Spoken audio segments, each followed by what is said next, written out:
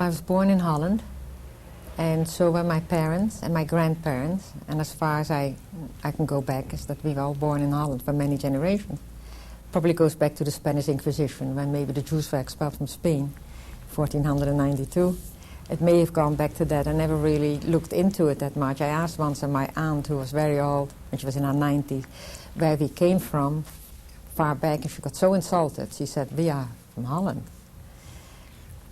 And so that's the way we were, a Dutch family, like any other Dutch family. My life was a little different. My sister and I had sisters 3.5 years older than I am. And our life was a little more traumatic than the average family that I knew, because when I was 5 years of age, my mother died. And now my father was left with 2 little girls, and one was 5 and one was 8.5, close to 9 years of age. And he had 7 sisters. And those 7 sisters, he was the only boy, and they were older than him. And they were married, and they had children, and some of them had grandchildren. It was a huge family. Family gatherings, I mean, every week was somebody's birthday. You better attend. There was always a lot of parties. And Grandma lived alone with one aunt that never got married, and in an old neighborhood, an old house. And we used to go there every Saturday to visit. That was our duty. And every Saturday we walked there and went to visit, and she had a glass of lemonade with a banana and a candy for us, and all the grandchildren would come in turn. And there was a ritual that I remember fondly, because I was raised like that, to respect your elders, and you do that no matter if you wanted to go and play and do your thing and go out, but first visit Grandma. We were raised like that. And so when my mother passed away, there was one aunt that took my sister and I into her home for a while, when my father went to live with his mother, and he had a business, and he couldn't handle it anymore. He was emotionally probably not in such good shape, and I don't remember exactly the details on that. I know we lived with that oldest aunt, but she ruined us, all the aunts said. She just ruined us. She spoiled us rotten, and no discipline. So my father was concerned that the 2 little girls were not getting a good education. And in the city of The Hague, I was born in The Hague, Den Haag it's called, there was a children's home. It was called an orphanage, Jewish Orthodox orphanage, very religious home. And there were children in there from all over Holland that had maybe one parent or or both parents died, or maybe just one parent that couldn't handle that. So my father decided that my sister and I would go there for a few years until he got his life in order and maybe get married again. He always said he would get married again and give us a home again. It was going to be temporarily for us to be there. It was a very hard decision on his part. The aunts wanted to have us, but one at a time they could handle, not both. And so he didn't want to split us apart. My sister and I were very close sisters. And so when I was 8 years old by that time, and Flora was about 11, 12 years of age nearly, we went into that home. At that time there were about 35 children there in that home, and the adults that took care of us, the director of the home. And it was a real education. I learned everything about my religion. I came from a very liberal background, so it was quite an Orthodox upbringing. I learned to love my religion, and the traditions were beautiful, and the holidays and everything. It was such an atmosphere, and I remember my most fond memories are of that. And we spent almost 4 years, 3.5 years to 4 years in that home. My father would pick us up on a Sunday for a few hours and bring us back. And I would always cry when he brought us back, because I wanted to be with him so much. We absolutely adored him. Both of us were just hanging on to him. And he said, "You know, children, one of these days I'm going to get married again." And he introduced us to this lady who was an English woman, who was widowed from Amsterdam. And he said he was going to get married to her. Was that okay with us? And we thought it was okay. So he took us out of that home, and he got married in the end of 1939. And he took us home in January of 1940. We said goodbye to all those children. And they were like our brothers and sisters. It was a very hard decision. But 2 years earlier, something had happened that stuck in my mind and stayed with me for the rest of my life. In 1938, it was Kristallnacht in Germany, and all the glass was broken and the synagogues were desecrated. And that night, in the middle of the night, the next day, a train full of children came to Holland, and there were parents that had put their children on those trains. And I remember that night because it was a lot of screaming and crying going on, and a whole maybe 30 children were being brought into the home, boys and girls. And they came up into the home and they were speaking German and we didn't understand, but they were crying. And the story was that they explained to us that their parents had put them on the train because there were so many things going on in Germany, and they were able to put the kids on the train to Holland. And Holland accepted a lot of those children. Some of them went to England via Holland and other countries nearby. The children were crying so much, and I remember taking a little 5-year-old little girl in my bed, and I said, "Don't worry." She had her sister with her that was 11. "You're in Holland now, you're safe. This is Holland, you're safe." And she cried, and I cried with her. I was only 10 years at the time. So by the time we left at home, Flora and I, that Papa got married, I had so many sisters there and brothers that I loved them so much. And I cried bitter tears when we left. And my father said, "Aren't you happy, Chella, to come home?" And I said, "Oh, I was so happy to go and be with him and have a home and a mother again with my sister." But my heart was hurting to leave all them because I loved them. I went to the director of the home and I said, "I will miss you and all the holidays and all the beautiful things." And he said, "Chella," he said, "you come back anytime you want. And all the holidays time, you come and spend time with us. And you're always invited. But now you go home, and it'll be good for you to have a mommy and daddy again." We went home, and we loved it. Everything was so nice. And Flora and I shared a bedroom together. And we had our own things for the first time, and I got a bicycle. And I was so happy to have my own bicycle. It was such a beautiful thing to have on my own. And the children in Holland ride their bikes all over the place, to school, to play. Everybody has, their life is on the bicycle. It was the most wonderful gift that I ever had. I was so proud of it. I'd shine it up every day. And then in May of 1940, 6 months later, after we were home, actually not even 6 months, 5.5 months later, the war broke out, the 10th of May 1940. And in 5 days the war was over. The Germans were no match for the Dutch. And the Germans walked in on the 15th of May 1940, and it was my birthday. I was 12 years old that day. I remember standing on the side of the street, and there was a feeling of exhilaration or an excitement because they were marching and singing, and their boots made a noise. And I was frightened, yet I didn't know what for. I didn't know why. And I ran home, and my father was home, but he had gone to Rotterdam, that was bombed flat, and he couldn't go into the city, and he did business with people there, and he looked very upset. And I said, "I saw the Germans, I just came back from school," and there was no school, because the school was full of refugees from Rotterdam.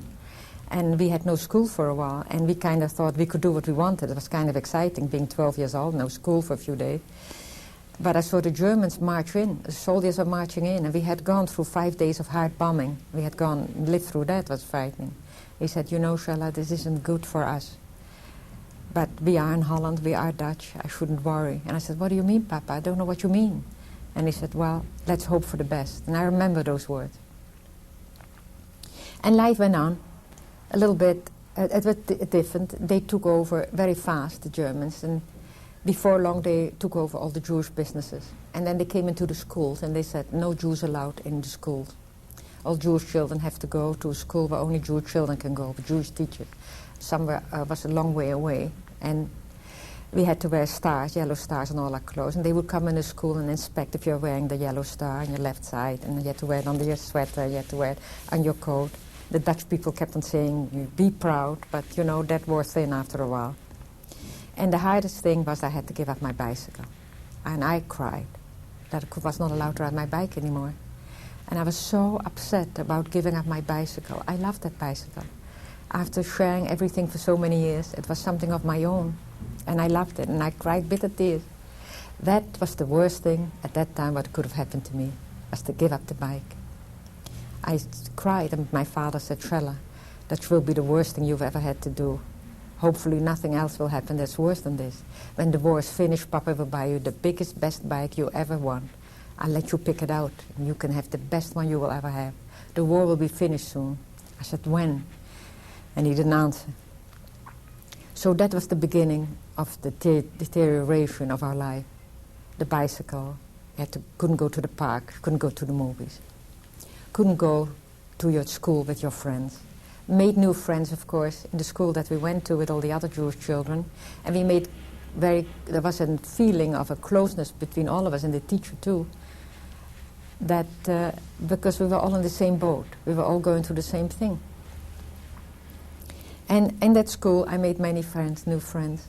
There was a young man, he was 14 years old, and by that time when I was in that school I was also 14 years old, and a young teenager with dreams like all other teenagers, to do crazy things and to have a little friend and to go to the movies.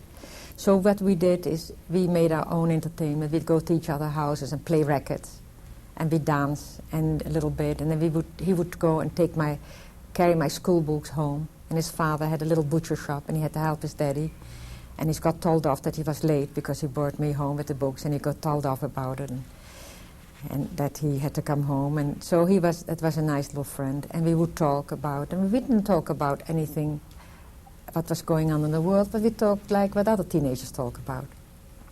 But yet we didn't touch on that subject. But it began to get very serious, because now there were maybe like 40 students in that classroom, and every day when we went to school there were people missing. And the Jewish children with their parents were hauled off their beds in the middle of the night. The green police wagon would stop in front of the door, and in the middle of the night haul people off their beds. It happened first in Amsterdam, and we got people that we knew, good friends of ours, and a sister of my stepmother who lived there. One day we got notice that her husband had been taken away, and a few days later they took her. And so bit by bit we knew what was happening. There was in the paper, you heard from people things that were going on. And a man across the street, an older man who lived with his daughter, one morning we got up and they were taken away in the middle of the night of their bed. So it was really not safe anymore to live on your own home. One day there came a letter in the mail that all 16-year-old children had to go to a train station with their belongings, with all their belongings, because they were going to go and be put in a special camp where they would do some labor work just for young people for the time being. And if they didn't come, they threatened their families. I came home, I saw that big yellow envelope with Flora's name on it, and I screamed, I went berserk. I said, please don't let her go, Papa, please don't let her go. And he said, well, I don't know what we can do. What are we to do? And we were frantic, and one evening all the aunts and uncles got together and I heard them talk. They had to make decisions, what were we going to do, what was happening. Some people were going into hiding, but you had to have a place to hide. And the underground and resistance movement had just begun to get into being. And so one day there was a knock on the door, and a young man came to the door, and we knew him. We lived a few doors away. And he said, I know that your daughter had an envelope in the mail. Please don't let her go. Maybe we can find a place for her and hide her. And so I said, please, Papa, let her go into hiding. And he said, well, we'll see, Chella. And I came home the next day from school, and she was gone. And I said, where's Flora? Where is she? And he said, don't worry, I can't tell you where she is, but she's at a safe place right now for the time being. You mustn't ask where she is. It isn't safe for you to know where she is. I went to bed that night alone, and I wept. But I was also a little relieved that they didn't send her that the Germans didn't have her at that time. It was a lot of trauma, a lot to cope with for a young girl. But when I went back to school, the next day there were less people there. There were maybe now 20 students left. One by one they were hauled off their beds in the middle of the night. A lot of them didn't have hiding places to go to. They just went there. And you were lucky if you could find a hiding place, if there was an underground resistance movement helping you. So I was afraid to go to school anymore. And one day I came home, my father was gone. They had taken him away to a labor camp. And I went frantic that he was gone. My stepmother and I were the only ones left now.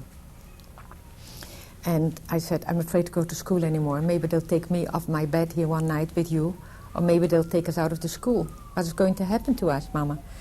And she said, well, I don't know what to do. I know a few people who have come in touch with us from the underground. I'm going to my doctor, she said, see what he can do. There were a lot of good doctors that would help people to put them in the hospital. And while the hospitals weren't being raided yet, it was a place that a lot of doctors put their people there to think for the time being they would be safe. And she said, you know, Chella, if you come home from school one day and I'm not here, I want you to wait and somebody might come and pick you up. Don't do anything, don't go in the street. I said, what will I do when I'm all alone? She said, well, I can't help it. It's the way it has to be. And one day, a week or so passed, and I came home from school one day and she was gone. And there was no note or anything. She just wasn't there. She was always there when I got home from school. And I waited. And it got dark. And I was all alone. I ran up and down the stairs and I went to every room and I thought, what am I to do? What am I to do? What's going to happen to me? But I waited. I was told to wait. And it got dark. And it was late fall. And about 8:30 it got dark. And there was a knock at the door. And I answered the door. And the gentleman came to the door. And he said, Chella, you know me? And I said, yes, I do. You live a few blocks away. You have a greengrocer, little grocery store. And he said, yes. And I want you to go with me, Chella. You have to put your hand in me. Trust me to go with me. And you're going to be safe. And I thought, will I? Do I have to go with you? He said, yes. That you were told that one day, if you come home, somebody will come and get you. So you have to go with me. And I said, what can I take with me? He said, you can't come back to the house anymore here. And you can't take anything. I said, but I have to take something. What can I take? He said, your school books, just because there are people on this area that we can't trust. And we don't know who we can trust and who we cannot trust. There were a lot of Nazi sympathizers. There were a lot of good people. There were also people that were not good. And you didn't know who you could trust. Maybe it was the neighbor next door. Maybe it was a few doors away. And he said, they know that you're a Jewish family in the street here. So you just walk with me. Just put your hand in mine and take your school books, like you're going just overnight or just going for a walk with your schoolwork. Afterwards, I regretted that I didn't take pictures. I should have taken a photo family album. I went with him and walked with him for several blocks. I recognized the store where I used to buy the cheese and everything else. And I recognized the store, and he said, you know, when we go back here, I have a surprise for you, and you will be very happy. And I thought, what could it be? And I went into the back of the room, back of the grocery store, and he opened the door, and my sister was standing there. Oh, she'd been hiding there for 6 months. He'd been taking care of her. I was so happy.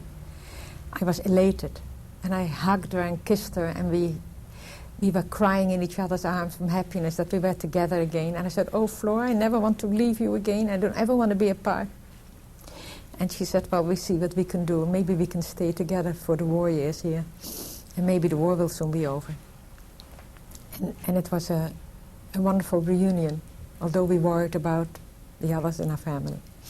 And I stayed there for a while, and it was going to be temporarily, because they didn't think they could keep the two of us. But for the time being, I was there.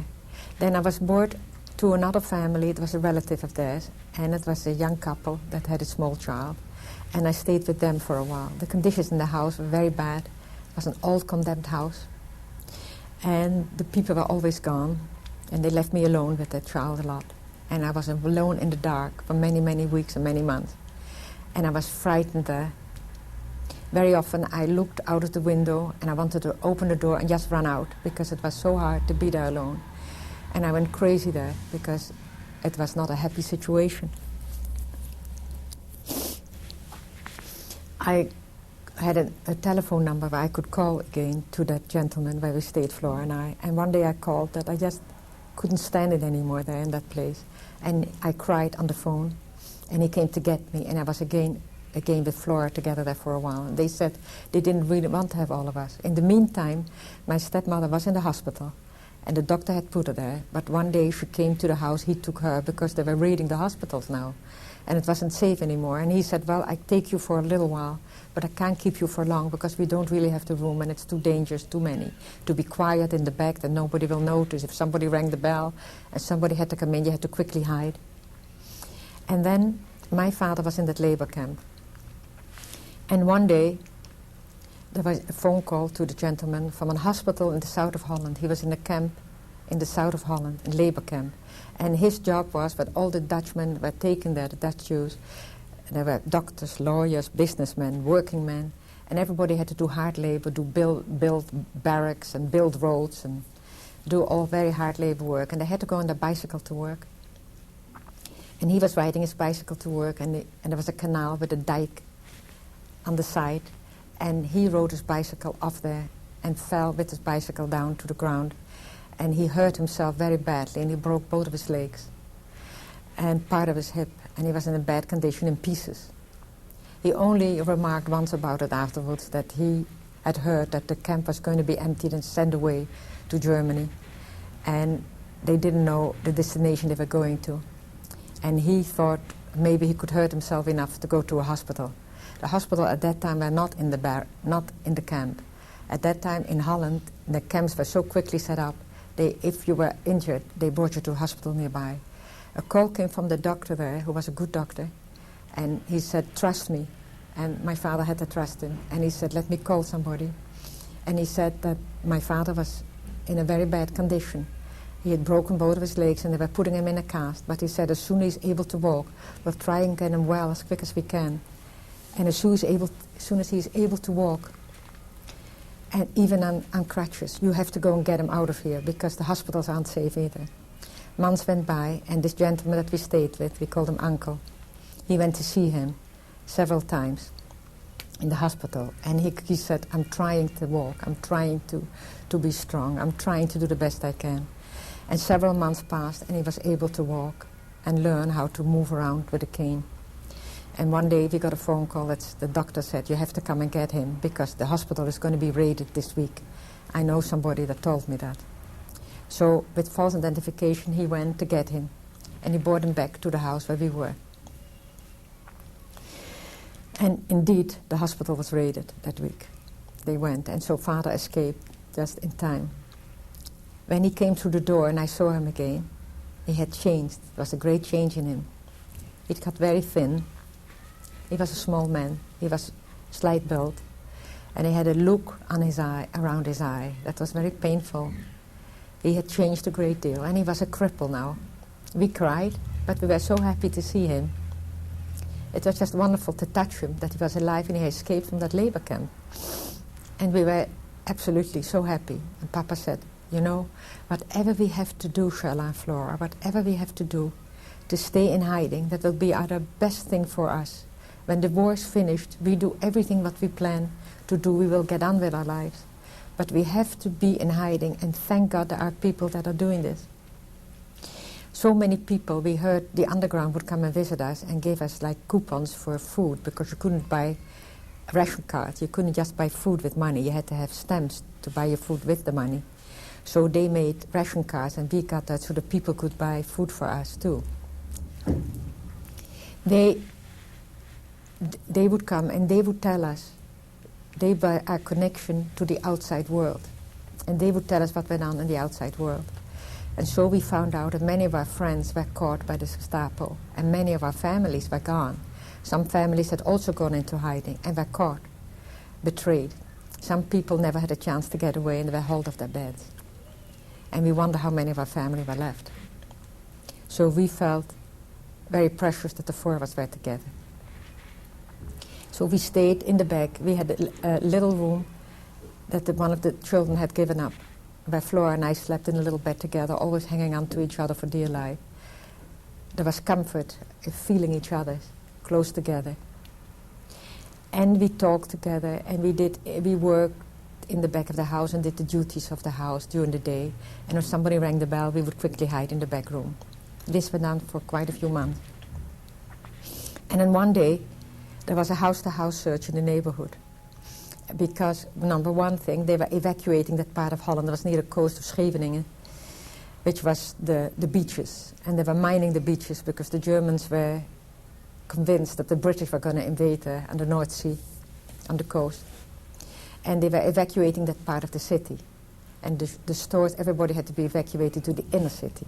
And the people were told that we were staying, that they had to go to the old part, and they could rebuild their store there. They found an older shop there, that they would continue.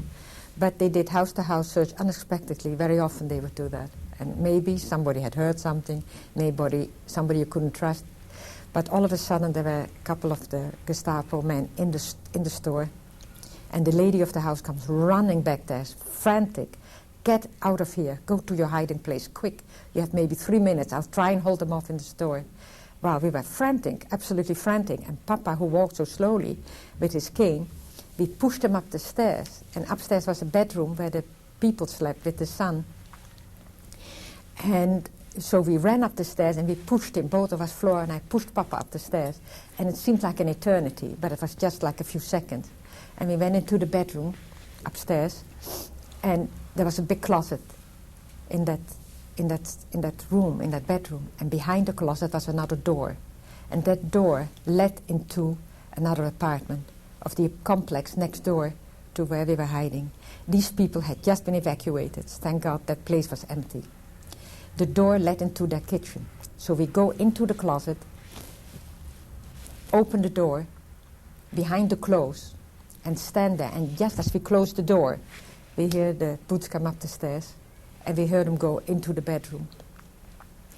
And I started to shake like a leaf, and I wanted to scream. I thought I couldn't control myself. I started to shake really badly. I had just had my 15th birthday. And I started to scream, and my father was standing right across from me, and he looked me into his eyes, and he put his finger on his mouth, and then he went to my mouth, and he went like that. And he looked me into my eyes, not to give a sound. I got the message. And I stopped breathing. I thought I stopped breathing for 10 minutes, but actually it was just a few minutes that I held very, very quiet. It seemed so long, but it wasn't very long. We heard them come into the room. We heard them open the closet door. We heard them look they looked under the bed. They looked everywhere. So they really were suspicious. They left after several minutes. They looked through the whole house. Maybe they spent 10, 15 minutes in the house, and they left. We stayed there for an eternity, it seemed. Finally, the man of the house came to the closet door and knocked, and he said, "You can come out now." We could hardly walk down the stairs. We were all shaking so much. We had escaped them by such a narrow margin. It was just too much to bear. I walked down the stairs with Papa carefully, and I remember rolling on the floor with the pain in my stomach. I had such pain, and I cried. They gave me a cup of tea, and we sat down, and that night we had a conference. And the man of the house said, "You know, it isn't safe. There are too many of you here. Now I have to move my store to the inner part of the city. That's going to take a while, so all of you have to go for a while. But I will take 2 of you back, and I think I will take Mama and Papa. But you girls, we're going to have to find another place for you." So we got in touch with the underground, and that, of course, it took several meetings, and several weeks went by. And they found a place for me with a family with 5 children. The children ranged in age from 9 to 16. And Flora, they found a place for Flora in Rotterdam with a family with 2 small children. She would be like the nursemaid there. So Flora went. I didn't know where she was. I was just told she was going to go to Rotterdam. I had no idea where she was. I didn't know where Mama and Papa were going to either. And then I went to that place with the 5 children. It was a working family, working class family, hard-working family. They didn't have a lot of money. They had an apartment, and on every floor was another family that lived on top of each other. And there was no hiding place there. There were 3 little bedrooms in the back, kitchen, family room, and another kind of a big dining room where the piano was standing there, kind of a sitting room, and a little balcony where we used to hang the laundry out. It was a big building.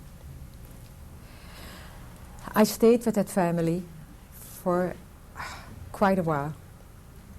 I loved that family. They were humanitarians. They were not particularly a religious family, but they were people with a conscience. I asked the man once, I called him Uncle Jan, Ome Jan, "Why are you doing this? You have 5 children. It was hard. One of the children had to go out of their bed to give me a place, and they slept together. And because of that, the boys slept in a sleeping bag on the floor all the months that I was there." They said, he only answered, "I have 5 children. What about my children if something like that happened to my children?" He was a good man, a good family. I loved all of them. They loved me. We became brothers and sisters. I even had a crush on the 16-year-old, because after all I was a teenager. And after the war he told me he did too on me. We were young teenagers. I didn't have a chance to be a teenager and do crazy things. I read a lot. I think if I could not have read, I would have gone crazy. The children shared their schoolwork with me because Uncle said, Chella, every day when they come home with their schoolwork, you sit down and do it with them, otherwise you'll be a dunce. You have to do the work, and he would go over it with me and the children. And I had to go over the corrections afterwards, what the children had done, what I had done, so it helped me do have some education. They tried to teach me music, to play music a little bit, because they played guitar and they had a mandolin and a piano. But I tried. I wasn't very good at it, but I tried. But I read every night. I read so many books, and the teacher complimented the children. They were reading so many books, but they were all bringing them home to me, because I read every time I went into the back room and some company came and I had to go and hide. I read. And I had great problems sleeping at night. My nights were restless. I didn't know where my family was. I didn't know what was happening out there. I wanted to scream and just run out there. And I was so unhappy when I was alone at night that I would read and I couldn't sleep. And I finally would go to sleep, of course. And when I sleep, I had many dreams, restless. And I had a nightmare. And the recurring nightmare was that I could hear the Gestapo come up the stairs, and they would ask for us by name, and they would come and take us away. When I woke up, I was always relieved that I would wake up from the nightmare.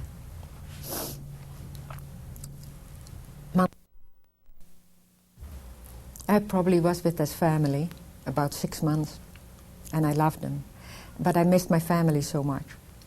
And one day there was a house-to-house search there too, and I was locked. I was told by the children that there was an officer going from door to door, again in that house. There was no hiding place. And the toilets are in a hallway, in a closet in Europe, in Holland. And I went into the toilet, and he came in, and there were quite a few children. As I said, 5 children were there, and they weren't all home. And he said, I'm going to look through every room in this house. And the auntie said, quick, go in the toilet. And he knocked at the toilet for me to come out of the toilet. And believe me, I didn't have to fake it. I had a terrible tummy ache. And he said, get out of there. Who is in there? And auntie said, that's Fieke, one of my daughters. She's been sick all week with a tummy ache. And he said, get out of there, I want to see you. And I didn't dare get off. I couldn't even answer. And I said, I can't get off, I have a tummy ache. And he kept on looking through the house, and he kept on coming back. And he knocked, and I couldn't get off. I didn't know what to do. And auntie said, come on, leave her alone. And he left. And then I came out of there. It was the second time that I escaped, or maybe how many more times. And I was also very frightened. I missed my father a great deal, and my sister. And I begged the people to let me go and visit him just once. I just wanted to see him once. It was his birthday. He had his birthday. I don't care if my life was at stake. I wanted to go and see him, and I drove him crazy. They finally consented, although it was so unsafe to go in the street. I also had false identification, and at night there was blackout in the streets. And I went on the tram, and we went there to see Papa into the inner city now. When I got through the door, my sister was standing there. She had asked the same thing to her family. It was like telepathy. And she said, oh, Chella, I'm so happy to see you. How come? I said, I couldn't wait anymore. And she said, I had the same thing. I said to them, I don't care. I want to go on the train. I want to go and see Papa, because we are so concerned about him. He said, don't worry about me. Look, the doctor come to the house, and he exercises my leg. He was a good doctor, and I'm walking better now. He lived in a little attic room in that house. It was a very old house. And then you sat in the attic, you looked over the rooftops, and you saw all the rooftops from the old houses there. It was such an old part of the city. I spent 5 days with him. He told us off that we had done that. But he loved it, of course, that we were together. And we listened to the BBC, to the radio at night, and we listened for news. And he said, the war will be finished soon, Chella, and you have to finish your education. And then we will open a business again, and you will work with me, because you'll be older, and the war will be finished quickly. And you have to be good and never leave your hiding place. You must promise me that. I know it's hard, but he said, look, everybody that was taken away, we don't hear from them. And for 5 days and 5 nights, we stayed in that little attic room. It was a very small room, but I was so happy I didn't care. I wish I could have just stayed there with him. And I slept with him. I wanted to ask to sleep with him and hold his hand. And I held his hand, and then I didn't have my nightmares because I was holding his hand. And it was wonderful. And we talked together, and we read, and we talked about books, and we talked about the future. He always was very positive. The war would be finished, and we were going to do this, and we were going to do that. And he gave me a lot of strength and hope. And I just looked at him every day, what he was going to tell me, and he just said that he never talked about the camp he was in. He just said, we don't ever want to go there. And I went to bed the last night, the 5th night, and he said, tomorrow you're going home to your place again, to your family. That's Heidi, you Flora, and you go back. First of all, the people don't like it. There are too many of us here. Plus, it isn't safe. There is no room for us. But we have seen each other now, and look, I'm walking a little bit better, and don't worry about me. I just want you to be and go back. So we decided the next day, when it was dark, we would go back. Well, that night I went to sleep, and I held his hand. And the next morning at 7 o'clock, I hear a noise. I hear the doors open, and I hear boots coming up the stairs. And I hear people walking and asking us, where is the family Velt? There are 4 of them. And they walked up the stairs, and I put the sheet over my head and the blankets over my head, and I thought, this is my nightmare. I'm having my nightmare. Don't wake up, Chella. This is your nightmare, talking to myself.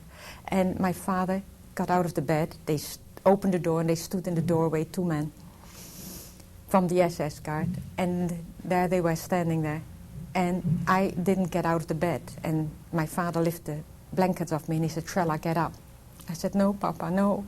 And I started to cry, and I stood up next to him, and the man said, you have 10 minutes to get dressed, hurry up. And he stood in the room while we were getting dressed, and I started to cry. My father took my face, and he looked again into my eyes, and he said, Chella, you can't cry now. You have to be brave, and you have to be strong. Don't show them. Be strong. And I stopped crying. And I didn't cry for a long time after that.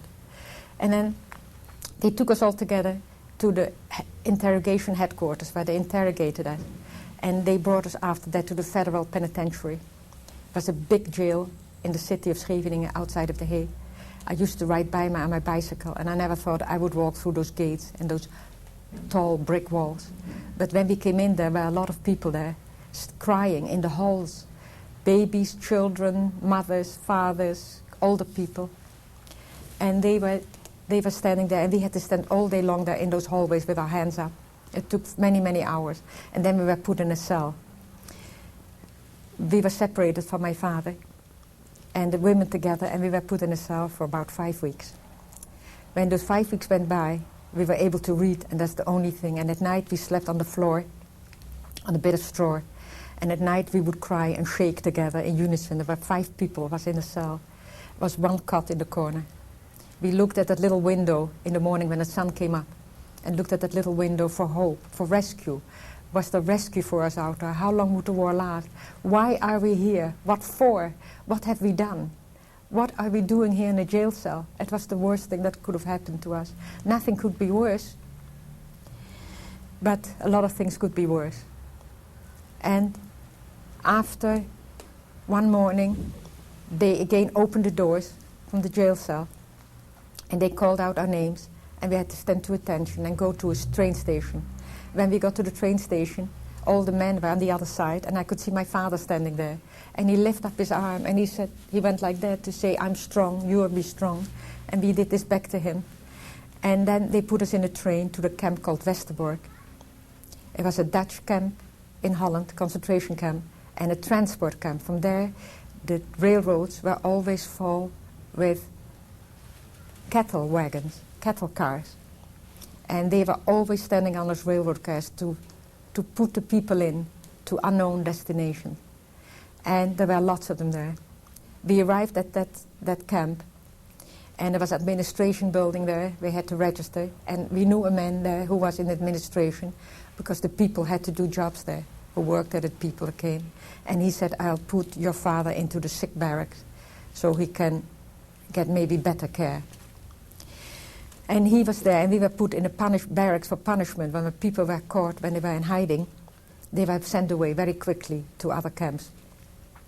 So we were separated. I went to visit him every day. And one day, they would call out names from people, and our name was called out. The man in the administration building had said, I'm going to give your name. They asked for young people to work in a labor camp in Holland. It was called Vught, near Eindhoven, where the Philips factories were.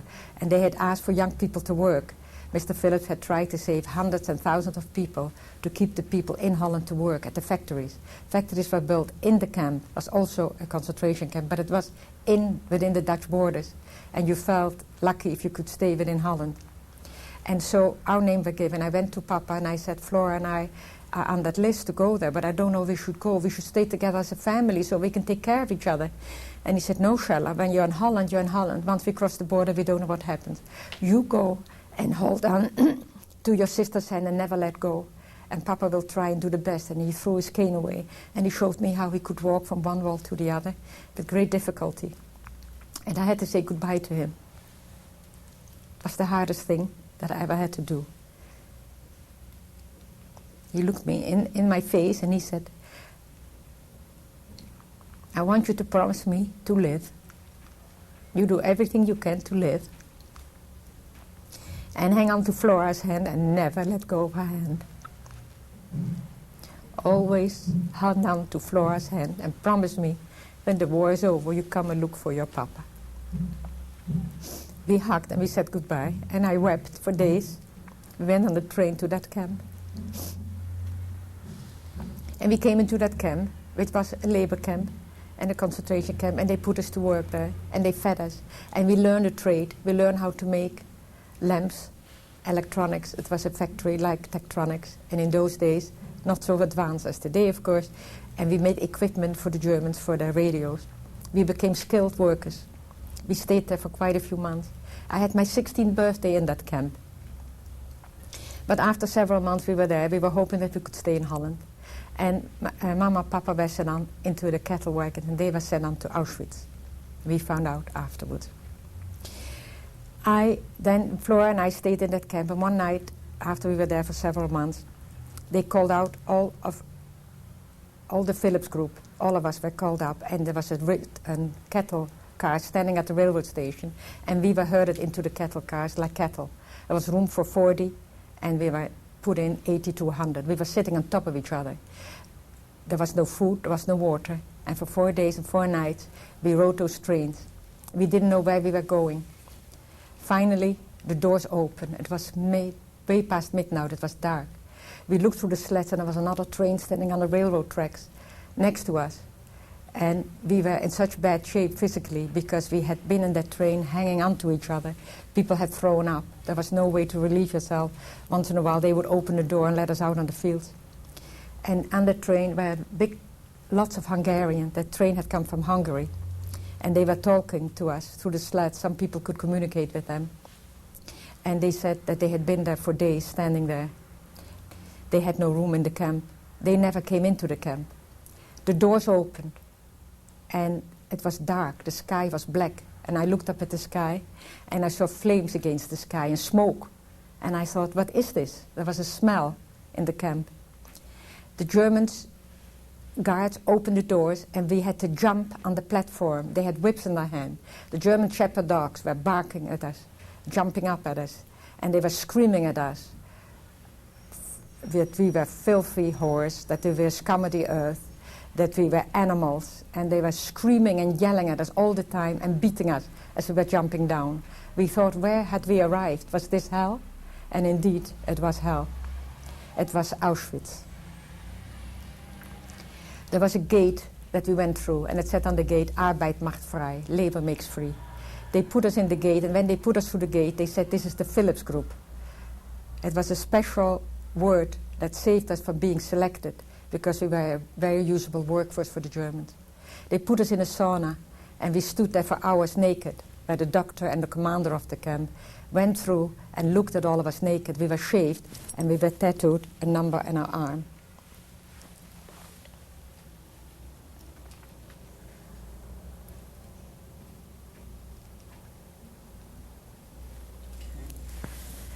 Did that hurt? Well, at the time it hurt.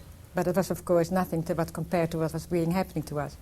We were standing there naked for hours. They finally threw us a prison dress and some old boots to wear on our feet. We didn't even have underwear. And they took us to the barracks.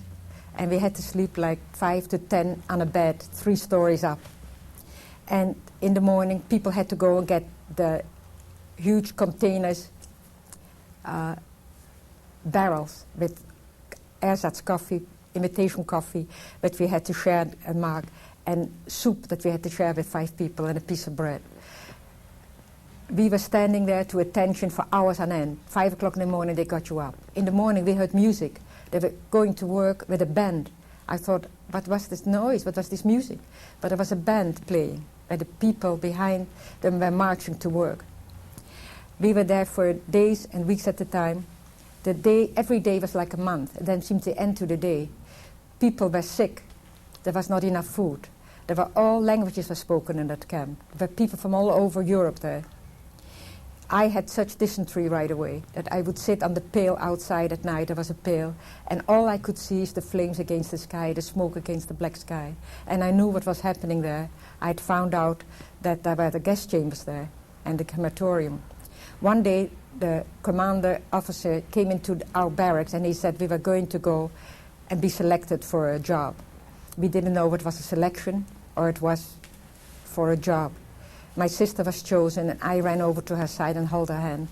We took always care of each other. And we were picked for a force by the gates. The people were coming in by the train loads. The Hungarian train load never came in.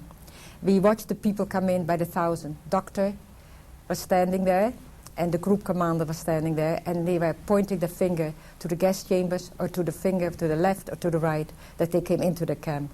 We were a witness to the selection of the gas chamber. That day, I wanted to die. I was sick. It was blistering hot during the day. It was in the high summer. There was no food or water, and we were showing them that we were carrying bricks from one heap to another heap to show them that we were working under the gate that said Arbeid macht vrij. Labor makes free. It was too much to bear. By the end of the day, we got a piece of extra bread. Flora helped me carry the bricks, and for punishment, she had to carry more bricks. It was such agony living each day. So many beatings, so many terrible things were done, atrocities. But eventually, after we were there for several months, and we didn't know, a lot of weight we had lost, both of us, and I was very sick. I thought we weren't going to live very long there, and another month or so, that would have been it. But one day, somebody came in from the telephone factories, and they were looking for the workers of the Philips group, and they marched us out. We were all selected, interviewed, and we were picked for that workforce in the telephone factories. But at that time, saved our life that we had worked for the Philips factories. We thought nothing could be as worse as Auschwitz, and whoever would walk out of there, that was some lucky break, whatever was ahead of us. We were put in that labor camp near Upper East Silesia, outside, it was called Reichenbach. It was near Breslau. And telephone factories had been built there. The bombs were dropping. The war was coming closer by. We worked there for several months. They fed us. After several months, when the Russian front was coming very, very close, and we saw the bombs, the bombs were dropping, and we saw the artillery being shot in the air, and we knew the war was coming closer. They one day said we had to pack up. It wasn't safe to be there anymore. They tried to bomb the factory, the Allies, one day, but missed. But one day they said we had to go and stand to attention and go for a march. Flora had had her head shaved for punishment. She had been very ill after we got out of Auschwitz. She was in the sick barracks because she was so sick. She developed terrible migraines and pneumonia. She was in the sick barracks, and one day I got her out of there, and I said, you have to get out of here. They'll take you out of here, and they'll kill you if they find you in here. And so I was told to take her out of there by the nurse. And that weekend, they did have a selection in the sick barracks, and I, Flora, just got out in town. And we walked over the mountains for days and nights. We walked. At night, we slept by the side of the road. It was the death march, the infamous death march that many camps, many prisoners had to take. People were shot, by the way, if they couldn't keep up walking. They were shot. If you couldn't walk, then that was your bad luck. We ate the snow on the side of the road. We had a piece of bread that we tried to make last every day, but our liquid was snow on the road. People were dying, people were ill. A lot of people couldn't keep up on the march. Flora became ill. She went up to the German officers and said, you might as well shoot me now, I can't walk anymore. I went up to the officer and said, my sister is crazy in the head, and I hit her. And I said, you lean on me. One girl had come up to us from our group and said, please let me be your sister, because her sister had been killed, and her mother and father, and she was the only one left.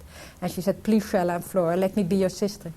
We shared what we had together, and we carried the load together. And so Flora leaned on us that part of the way over the mountains. And we made it over the mountains. She leaned on us. I don't know where my strength came from, but we were determined that we were going to go and survive together.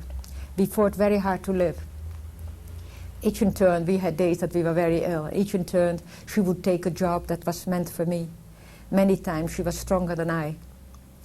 We made it to another camp. We were there for several days. We finally went to a camp. There were railroad cars. There were again the cattle wagons on the car. This time we were shoved into that cars, and there were people from all different parts of the world there. There were gypsies there, Poles, German. There were criminals in that car. The jails had been opened. Then the Germans had let the people from the criminals into our wagon. And they were dangerous. One was sitting there sharpening his knives. He wanted to kill somebody. I remember flipping out, my mind just flipping out, to sitting on the boardwalk with Papa having an ice cream. I just was out of it. And I was sitting bent over my sister that put my arms around her so that she wasn't feeling good. And I would have killed for her anybody. At one time again we had to walk some more. And I had the sole had worn off my shoes. And I had a blood blister on my feet, the size of my foot. And Flora, but sick as she was, went over to one of the girls who carried a pair of boots. And she said, "Give me your boots, because you have a pair on your feet." And she fought over those boots. And she said, "I give you my whole ration of bread, but I have to have those boots for Chella." And she fought with her, and she got those boots and gave her a ration of bread. So we thought that we would buy them. We walked again. We were again off the trains and fields, then back again on the trains again. It was an utter terror to be in those trains. At one time we were in an open cattle wagon. And the Germans said, "Water, Wasser, Wasser. Who wants Wasser and some food?" And we couldn't reach the top. And there were dead bodies in the wagon trains. And we loaded up the dead bodies to stand on there to keep our cup out so we could get a drop of water. I didn't deal with that we had done that until many, many years later, that I realized that we had done that. Became animals. We had civilization was stripped of us. We went for months on those trains and in camps, on and off, trains, on the train, off the train. People died. We didn't know how long we were going to survive. We knew the war was coming closer to an end because we were riding through the countryside and we drove by the cities that were being bombed flat. A year and a half had passed now. A year and a half in hiding and almost a year and a half in the camp. And we knew the war was coming to an end. We were in a small camp towards the end. And in that camp was close. It was West Germany. It was near Hamburg, Hanover. And we were in a small camp there, and the SS guards were around us, and they said, "The war will be finished soon." And we wondered what they were going to do with us. But were we? How many survivors were there? We were in very bad shape. By this time, I was about 65 pounds and a skeleton. My sister didn't weigh much more, and she was quite a bit taller than me. We were holding each other up. And we wondered, all of us talking, what they were going to do with us? What were they going to do with us? They were shooting so many on the side of the road. And many times when we went and had to go on a train ride, we wondered if it was going to be the last train ride. And they said we were going on a train ride. And all of us had to go and stand to attention for hours. And again we went to the railroad station. And we arrived at the railroad station.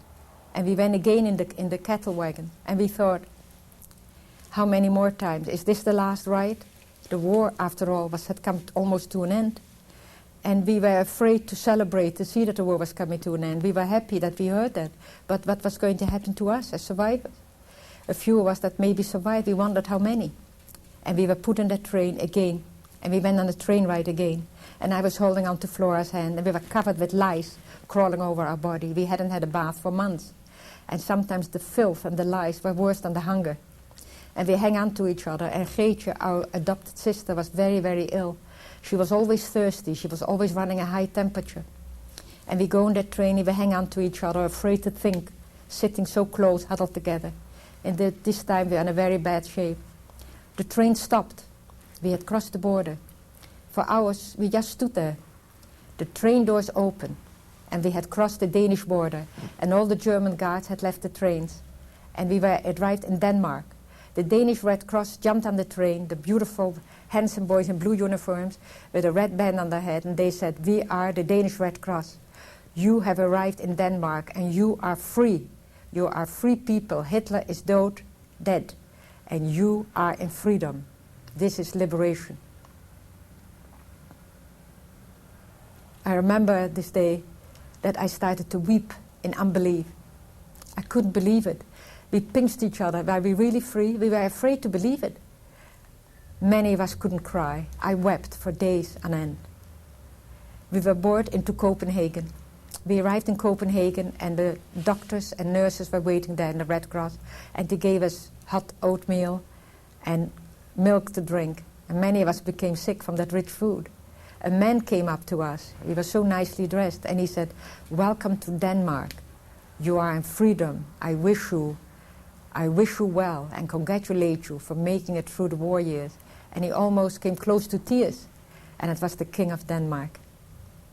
We spent several days in Denmark, and where we were examined. Right away, our adopted sister was put into a hospital, and she had tuberculosis very badly, and weighed so little, and she had surgeries after a few years, had part of her body removed from TB and her lung. My sister and I were brought to Sweden with the rest of the group, and we were put in quarantine there under the auspices of the Dutch government and the Red Cross. We were in quarantine for 6 weeks, and in 6 weeks illnesses would come out. Flora also right away had TB and was put in the hospital. I had my 17th birthday 2 weeks after liberation.